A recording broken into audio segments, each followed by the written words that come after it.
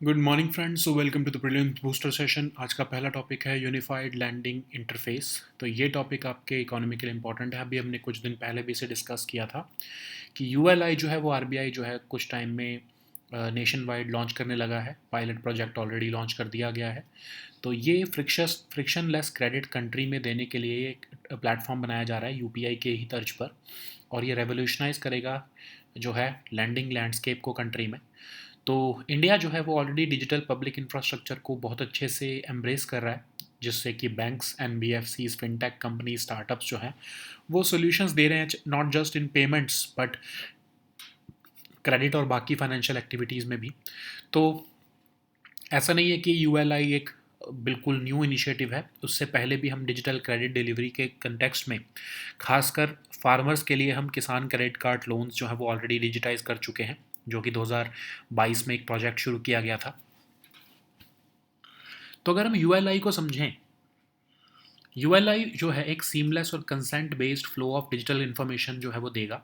और उससे होगा क्या कि जो क्रेडिट अप्रेजल के लिए टाइम लगता है अदरवाइज स्मॉलर या रूरल बोरोवर्स के लिए, वो कम हो जाएगा, क्योंकि इतनी अच्छी तरह से कनेक्ट किया जाएगा सारे सोर्सेज को कि उससे एफिशिएंसी आएगी लैंडिंग प्रोसेस में। तो यूएलआई आर्किटेक्चर जो है वो कॉमन और स्टैंडर्डाइज एपीआईज पर डिपेंडेंट होगा। और जैसे कि अगर आप समझना चाहो कि कोई एक डेयरी फार्मर लोन लेना चाह रहा है, तो लैंडर जो है वो उसका डेटा मिल्क कोऑपरेटिव से देख सकेगा कि उसके कैश फ्लोज कैसे हैं, लैंड ओनरशिप का स्टेटस कैसा है, रिकॉर्ड्स जो लैंड रिकॉर्ड्स हैं स्टेट्स के पास वो कैसे हैं, और उसकी फाइनेंशियल कंडीशन कैसी है, फार्मिंग पैटर्न्स को देख सकता है। ठीक है। तो यूएलआई के थ्रू जो है लैंडर्स इमीडिएटली डिसीजन ले पाएंगे कि इनकम जो है लोन एप्लीकेंट की और उसकी क्रेडिट एलिजिबिलिटी कैसी है। तो डिसीजन जो है वो ऑटोमेटेड होगा, लोन्स जो है वो सैंक्शन हो जाएंगे, डिसबर्स हो जाएंगे विद इन मिनट्स। प्लेटफॉर्म जो है वो complexity of multiple technical integrations को भी जो है वो रिड्यूस करेगा। और जो large unmet demand for credit है अक्रॉस वेरियस सेक्टर्स, उसको जो है वो कम किया जाएगा। ठीक है। तो टेनेंट फार्मर्स जिनको मुश्किल होता था अदरवाइज एग्रीकल्चर क्रेडिट एक्सेस करने के लिए, वो अब लोन्स अवेल कर पाएंगे। तो एक तरह से जो ट्रिनिटी होगी, अब न्यू ट्रिनिटी बन रही है जैम, यूपीआई और यूएलआई की, वो एक रेवोल्यूशनरी स्टेप फॉरवर्ड होगा इंडिया की डिजिटल इंफ्रास्ट्रक्चर जर्नी में। ठीक है। नेक्स्ट हम टॉपिक देखते हैं डी कोडिंग जेनेटिक ब्लूप्रिंट्स। ये टॉपिक आपके साइंस एंड टेक के लिए इंपॉर्टेंट है। तो national institute of animal biotechnology जो है वो वर्क कर रहा है कि डिकोड कर सके genetic blueprints conservation of indigenous cattle breeds के लिए। तो नेक्स्ट जनरेशन सीक्वेंसिंग डेटा का इस्तेमाल किया जाएगा इसमें। तो एनआईए भी है क्या, एक प्रीमियर रिसर्च इंस्टीट्यूशन है डिपार्टमेंट ऑफ बायोटेक्नोलॉजी के अंडर, हैदराबाद में लोकेटेड है। कटिंग एज रिसर्च करता है एनिमल बायोटेक्नोलॉजी में ये, ताकि एनिमल हेल्थ इंप्रूव की जा सके, प्रोडक्टिविटी वेलफेयर बढ़ाया जा सके। ठीक है। तो कई एरियाज़ में रिसर्च करता ऑफ कोर्स। और चैलेंजेस जो कि लाइफ स्टॉक सेक्टर फेस कर रहा है इंडिया में, उसको एड्रेस करता है। इनोवेटिव बायोटेक्नोलॉजिकल सॉल्यूशंस भी देता है। तो अब ये प्लान क्या है कि जेनेटिक ब्लूप्रिंट्स जो हैं वो इंडिजिनस कैटल ब्रीड्स के लिए कि कंजर्वेशन के लिए जो है वो डिकोड किए जाएंगे। तो एनजीएस टेक्नोलॉजी का इस्तेमाल किया जाएगा इसमें, नेक्स्ट जनरेशन सीक्वेंसिंग का, जो कि डिटर्मिन करेगी कि न्यूक्लियोटाइड्स कैसे हैं डीएनए और आरएनए में। तो एनजीएस जो है वो मैसिवली पैरेलल सीक्वेंसिंग इसको कहा भी जाता है। और ये मॉलिक्यूलर सिग्नेचर्स बनाकर देगी रजिस्टर्ड कैटल ब्रीड्स को। ठीक है। साइंटिस्ट काम कर रहे हैं कि बायोमार्कर्स जनरेट किए जा सकें, ताकि हमें पता लग जा सके कि ससेप्टिबिलिटी और रेजिस्टेंस कितनी है टीबी से रिलेटेड कैटल के जो है वो स्पीशीज़ में। तो ये बायोमार्कर्स जो हैं वो डेवलप किए जाएंगे, अर्ली असेसमेंट में हमें हेल्प करेंगे nutritional stress induced negative energy balance को जो है वो एड्रेस करने में। ठीक है। सो नेक्स्ट हम टॉपिक देखते हैं chip assembly in Gujarat. Topic economy के लिए इंपॉर्टेंट है। यूनियन कैबिनेट ने अप्रूवल दे दिया है केन्स सेमिकॉन को, जो कि एक सेमीकंडक्टर यूनिट बनाएगा गुजरात में 3300 करोड़ रुपए की इन्वेस्टमेंट के साथ।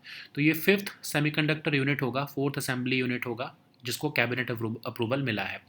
तो सेमीकंडक्टर को तो आपको पता ही है कि वो फाउंडेशन है हमारी मॉडर्न इलेक्ट्रॉनिक्स इंडस्ट्री का। और डिमांड जो इंडिया में सेमीकंडक्टर्स की है, जो अभी $24 बिलियन की है, 2025 के एंड तक वो जो है वो $100 बिलियन तक पहुंच जाएगी। तो इसके लिए इंडिया ने, गवर्नमेंट ने क्या क्या स्टेप्स निकाले हैं वो भी देख लेते हैं। तो इंडिया सेमीकंडक्टर मिशन 2022 में लॉन्च किया गया, एक रॉबस्ट सेमीकंडक्टर इकोसिस्टम बनाने के लिए विद इन द कंट्री। ये डिजिटल इंडिया कॉरपोरेशन के अंडर ही जो है काम करता है, लेकिन इसके पास नेसेसरी एडमिनिस्ट्रेटिव और फाइनेंशियल ऑटोनॉमी है कि एक प्रोग्राम की एफिशिएंट इम्प्लीमेंटेशन कर सके। फिर Semicon India programme union cabinet ने अप्रूव किया 2021 में, जिसका बजट 76,000 करोड़ का है, ताकि सस्टेनेबल सेमीकंडक्टर और डिस्प्ले इकोसिस्टम इंडिया में क्रिएट किया जा सके। फिर डिज़ाइन लिंक्ड इंसेंटिव स्कीम्स बनाई गई 100 डोमेस्टिक कंपनीज़ को सपोर्ट प्रोवाइड करने के लिए, जिसकी जो सीडैक है वो नोडल एजेंसी है। फिर modified scheme for setting up of semiconductor fabs, जिसमें कि 50% फिजिकल सपोर्ट दिया जाता है प्रोजेक्ट कॉस्ट का सेमीकंडक्टर फैब्स इंडिया में सेटअप करने के लिए। गवर्नमेंट ने 2,30,000 करोड़ तक के जो है फिजिकल सपोर्ट अनाउंस किए हैं कि इंडिया को एक हम इलेक्ट्रॉनिक मैन्युफैक्चरिंग और सेमीकंडक्टर्स को जो है वो बढ़ा सके कंट्री में। एक चिप्स टू स्टार्टअप प्रोग्राम भी चलाया गया है, जिसके अंदर 85,000 इंजीनियर्स को ट्रेन किया जाएगा over a period of 5 years ESDM के अंदर, ठीक है। तो जो ये चिप असेंबली प्लांट होगा गुजरात में, ये 3300 करोड़ की इन्वेस्टमेंट होगी इसमें। इसकी कैपेसिटी होगी कि 60 लाख चिप्स पर डे ये प्रोड्यूस कर सकेगा। ये चिप्स जो हैं वो चाहे इंडस्ट्रियल हो, ऑटोमोटिव हो, इलेक्ट्रिक व्हीकल्स हो, कंज्यूमर इलेक्ट्रॉनिक्स हो, टेलीकॉम हो, मोबाइल फ़ोन हो, सब में यूज़ होंगी, ठीक है। नेक्स्ट हम टॉपिक देखते हैं law commission of India. Topic आपके गवर्नेंस के लिए इंपॉर्टेंट है, पॉलिटी के लिए भी इंपॉर्टेंट है। तो प्रेसिडेंट ऑफ इंडिया ने एक सैंक्शन कर दिया है formation of 23rd law commission 3 साल के टर्म के लिए।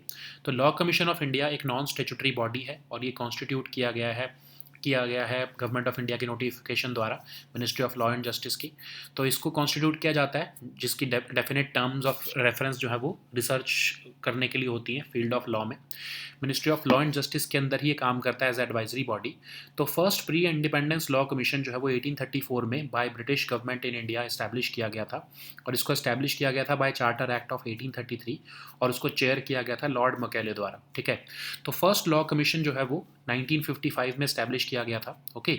एक लॉ कमीशन क्रिएट किया जाता है यूनियन गवर्नमेंट जब रेजोल्यूशन पास करती है कि एक न्यू कमीशन जो है वो फॉर्म किया जाए after expiry of last one. जब रेजोल्यूशन पास होता है तो प्रेसिडेंट उसको असेंट देते हैं, और गवर्नमेंट जो है वो उनके पास लिबर्टी होती है कि वो उसके चेयरपर्सन को खुद चूज़ कर सकते हैं। कमीशन जो है वो उन प्रोजेक्ट्स पे काम करता है जिस पे सेंट्रल गवर्नमेंट या फिर सुप्रीम कोर्ट या हाई कोर्ट्स उसको रेफरेंस देते हैं, और कमीशन जो है वो सुओ मोटो भी कुछ ना कुछ सब्जेक्ट्स पर रिसर्च कर सकता है, ठीक है। रिपोर्ट्स जो है लॉ कमीशन की वो पार्लियामेंट में रखी जाती है time to time by department of legal affairs, जो कि ministry of law and justice के अंडर आता है, ठीक है। नेक्स्ट हम टॉपिक देखते हैं कोलंबो सिक्योरिटी कॉन्क्लेव। ये टॉपिक इंटरनेशनल रिलेशंस के लिए इंपॉर्टेंट है। तो मेंबर स्टेट्स जो हैं कोलंबो सिक्योरिटी कॉन्क्लेव के, उन्होंने रिसेंटली चार्टर और MOU साइन किया है CSC का सेक्रेटरीट कोलंबो में बनाने के लिए। तो ये एक रीजनल सिक्योरिटी ग्रुपिंग है जिसमें इंडिया, बांग्लादेश, श्रीलंका, मालदीव्स और मॉरिशियस मेंबर्स हैं। रीजनल सिक्योरिटी प्रमोट करते हैं ऑफ कोर्स ये। तो CSC जो है इसको हम ट्रायलैटरल फॉर मैरीटाइम सिक्योरिटी कॉपरेशन कहते थे पहले, और ये जो ट्रायलैटरल मीटिंग्स होती थी NSAs और डिप्टी NSAs के बीच में, वो उस तब से ये ओरिजिनेट हुआ। तो 2020 से इसको रीब्रांड किया गया। 2011 में शुरू हुआ था ऑफ कोर्स, लेकिन 2020 में इसको रीब्रांड किया गया, और मॉरिशस में इसने इसको ज्वाइन किया। रिसेंटली बांग्लादेश भी इसमें मेंबर बना है।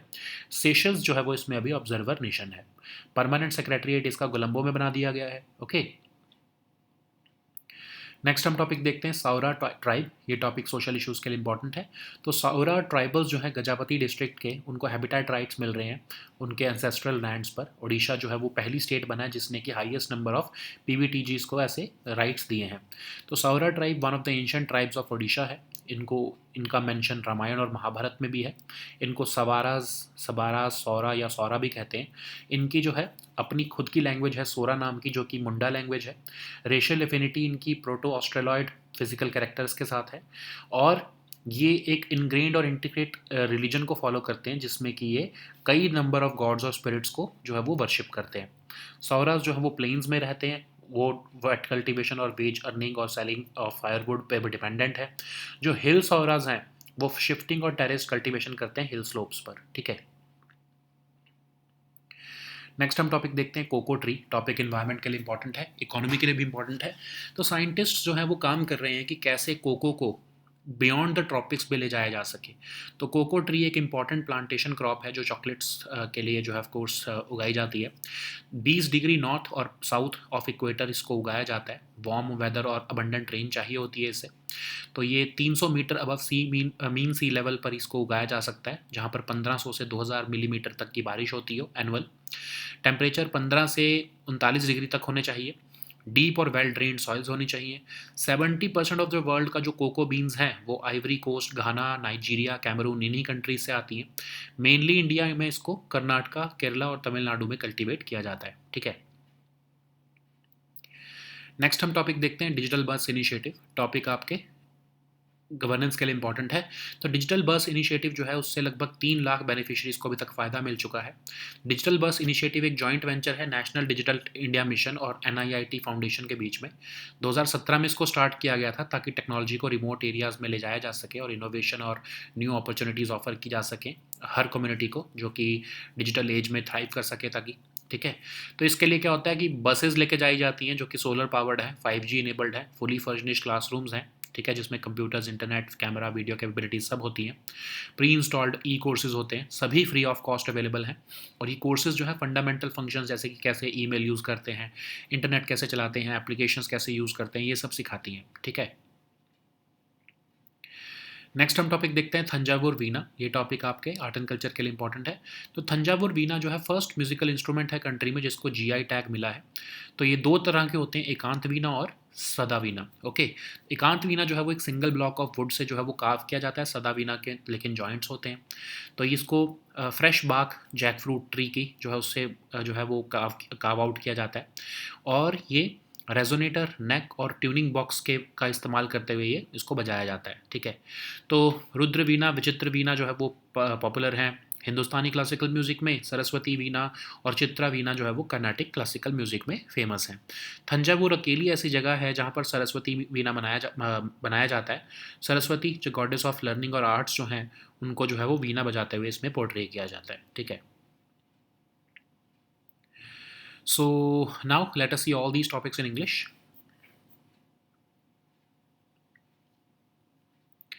So the first topic is unified lending interface. This topic is important for your economy section. So unified lending interface, which is the RBI's technology platform to enable frictionless credit, will soon be launched nationwide. It has already been launched as a pilot project by RBI. And after the revolutionizing of the retail payment system in the country by UPI, ULI will now transform the lending landscape. So we have made rapid progress in digitalization. So India has embraced fully the concept of digital public infrastructure, and it has encouraged banks, NBFCs, fintech and startups to create and provide innovative solutions in not just payments but also in credit and other financial activities. So this is not the first time that we are going to experience or experiment rather with the credit delivery through a unified platform. In fact, a pilot project for the digitalization of Kisan credit loans was also initiated in 2022. So what is ULI? ULI will facilitate a seamless and consent-based flow of digital information, including land records of various states from multiple data service providers to lenders. It will cut down the time taken for credit appraisal, and especially for smaller and rural borrowers. It is aimed to bring about efficiency in the lending process in terms of reduction of costs, quicker disbursement, and scalability. So the ULI architecture has common and standardized APIs, and which will be designed for plug and play approach so as to ensure digital access to information from diverse sources. For example, if a dairy farmer wants a loan, the lender, any bank, can find the data from the milk cooperative to know about his cash flows, his land ownership status from the land record of states, and insights into his financial condition through the farming patterns. Okay, so with the help of ULI, the lenders can immediately know about the income of the loan applicant and credit eligibility. So the decision would be automated and loans could be sanctioned within few minutes. Okay, this platform will reduce the complexity of multiple technical integrations by digitizing access to customers financial and non-financial data, okay, which is otherwise residing in disparate silos. Some data is available with state, some data is available with private sector, and so on. So it is expected to cater to large unmet demand for credit across various sectors, and there will be a new trinity of JAM, UPI, and ULI, which will be revolutionary in India's digital infrastructure journey. Okay. So the next topic is decoding genetic blueprints. This topic is important for your science and tech section. So National Institute of Animal Biotechnology is working to decode the genetic blueprints for conservation of indigenous cattle breeds using the NGS, that is the next generation sequencing data and genotyping technology. Okay, so what is NIAB? NIAB is a premier research institution established under the Department of Biotechnology, and it functions under the Ministry of Science and Tech. Okay, so it is located in Hyderabad and it focuses on cutting edge research in animal biotechnology, and it aims to improve animal health, productivity and welfare as well. So the institute also covers wide range of areas including genetics, genomics, vaccine development, diagnostics, and reproductive biotechnology. It aims to address the challenges faced by the livestock sector in India, and it also aims to develop innovative biotechnological solutions so as to enhance the quality and quantity of animal products like meat, milk, eggs, etc. Okay, so NIAB will be working to decode the genetic blueprints for the conservation of indigenous cattle breeds using the NGS, or the next generation sequencing data and genotyping technology. So NGS is basically a technology that determines the order of nucleotides in DNA and RNA, or RNA actually, by sequencing millions of small DNA fragments in parallel. That's why it is also known as massively parallel sequencing. This will help to establish molecular signatures for registered cattle breeds as well. So scientists are also working on generating biomarkers of susceptibility and resistance to DB in native and crossbreed cattle. So, a biomarker has been developed for early assessment of nutritional stress induced negative energy balance, leading to decreased productivity and infertility in cattle population. So the next topic is chip assembly in Gujarat. This topic is important for your economy section. So the Union Cabinet has approved the proposal of Keynes Semicon to set up a semiconductor unit in Gujarat with an investment of 300 crore rupees. This is the fifth semiconductor unit and the fourth assembly unit to receive cabinet approval. So semiconductors and displays are the foundations of modern electronics industry, as we all know. The demand for semiconductors in India will reportedly reach around $100 billion by 2025, from the current demand of $24 billion. So for that, the government of India has also made certain initiatives like India Semiconductor Mission, which aims to establish a robust semiconductor ecosystem within the country. This initiative, which is housed under the Digital India Corporation, possesses the necessary administrative and financial autonomy to drive the program's efficient implementation. So the Union Cabinet approved the Semicon India program in 2021 with a budget of 76,000 crore rupees. The program aims to create a sustainable semiconductor and display ecosystem in India, and the design linked incentive scheme also provides support to 100 domestic companies, and CDAC is the nodal agency for implementing this scheme. Okay, so the next is the modified scheme for setting up of semiconductor fabs, which provides a 50% fiscal support of the project cost for the setting up of semiconductor fabs in India, and government has also committed support of 2,30,000 crore rupees to position India as global hub for electronics manufacturing and semiconductors as the foundational building block. The government has also introduced the Chips to Startup program so as to train 85,000 engineers in electronic system design and manufacturing.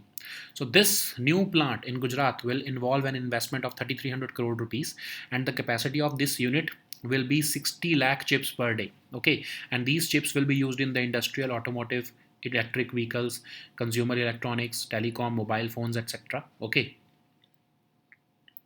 So the next topic is Law Commission of India. This topic is important for your governance and your polity section. So the President of India has recently sanctioned the formation of 23rd Law Commission for a 3-year term. So what is Law Commission of India? It is a non-statutory body, and it is constituted by a commission, the notification of Ministry of Law and Justice, Government of India, and it is constituted with definite terms of reference to carry out research in the field of law, and the commission also makes recommendations to the government as per its terms of reference. So it functions under the Ministry of Law and Justice as an advisory body, and the first pre-independence law commission was established in 1834 by the British government in India. So it was established by the Charter Act of 1833 and it was chaired by Lord Macaulay. So the first law commission of independent India was established in 1955 under the chairpersonship of the then Attorney General of India, MC Setalvad. So a law commission is created when the union government passes a resolution for the formation of a new commission after the expiry of the last one. And after the resolution is passed, the president gives assent to it, and the government then has the liberty to choose the chairperson for the new commission. The commission works on projects based on the references received from central government and or even from the honorable Supreme Court and High Courts. So commission also initiates certain inquiries or researches suo moto. Reports of the Law Commission are laid in the Parliament from time to time by the Department of Legal Affairs under the Ministry of Law and Justice. Okay. So the next topic is Colombo Security Conclave. This topic is important for your international relations. So the member states of the Colombo Security Conclave have recently signed the charter and MOU for the establishment of CSC Secretariat in Colombo. So Colombo Security Conclave is a regional security grouping which comprises of India, Bangladesh, Sri Lanka, Maldives, and Mauritius. So the aim is to promote regional security. It was initially known as the Trilateral for Maritime Security Cooperation, and it started out as a meeting between NSCs and Deputy NSAs in 2011. But it came to a standstill due to certain reasons. But it was revived and rebranded as CSC in 2020, and Mauritius and after that Bangladesh recently were added as members to the group. Okay, now India, Bangladesh, Maldives, Mauritius and Sri Lanka are the permanent members, and Seychelles is an observer nation. Okay, its permanent secretariat is of course in Colombo. So the next topic is Saura tribe. This topic is important for your social issues. So Saura tribals of Gajapati district getting habitat rights over their ancestral lands recently. So Odisha has become the only state to provide such rights to the highest number of PBTGs. Saura tribe is one of the ancient tribes of Odisha, which is also mentioned in the epics of Ramayana and Mahabharata. They are called by various terms like Savaras, Sabaras, Sora, and Sora. So they have their own native language called Sora, which is a Munda language. And Sauras show their racial affinity to the Proto-Australoid physical characters, which are dominant among the aboriginals of central and southern India. Sauras are characterized by the Sauras of the plain, who depend on the wet cultivation or wage earning or selling firewood. Hill Sauras practice shifting and terrace cultivation on the hill slopes. Okay. So the next topic is cocoa tree. This topic is important for your environment section. So scientists and entrepreneurs are working on ways to make more cocoa that stretch well beyond the tropics. So cocoa is an important plantation crop which is grown for chocolates around the world, and it is grown at about 20 degrees north and south of the equator in regions with warm weather and abundant rain. So it can be grown up to 300 meter above mean sea level. It requires an annual rainfall of 1500 to 2000 millimeter, and the temperature ranges between 15 degree to 39 degrees Celsius. So it requires deep and well drained soils, and the major producing regions of the cocoa in the world include Ivory Coast, Ghana, Nigeria, and Cameroon, which account for 70% of the world's cocoa beans. And in India, it is mainly cultivated in Karnataka, Kerala, and Tamil Nadu. Okay.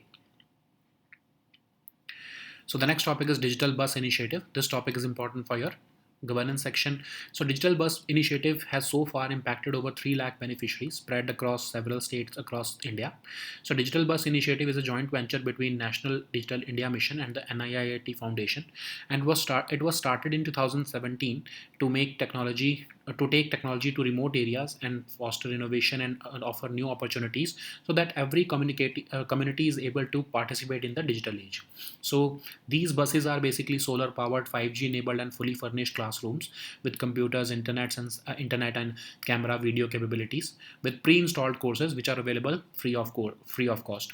So these courses focus on fundamental functions like using email, the internet, and even applications. Okay. So the next topic is Thanjavur Veena. This topic is important for your art and culture section.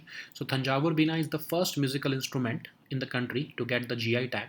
Thanjavur Veena is an Indian instrument and it has an interesting construction. They are of two types, Ekant Veena and Sada Veena. Ekant Veena is carved out from a single block of wood of jackfruit tree.